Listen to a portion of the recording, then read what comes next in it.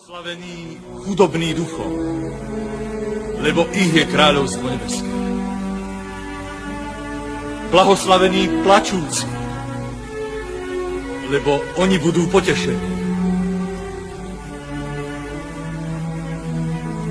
Blahoslavení tichí, lebo oni budú dedičmi zeme.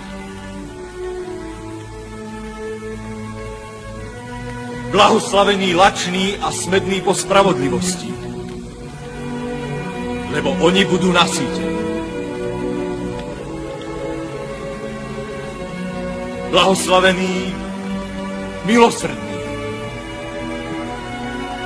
lebo oni dosiahnu milosrdenstvo. Blahoslavení čistého srdca, lebo oni uvidia Boha.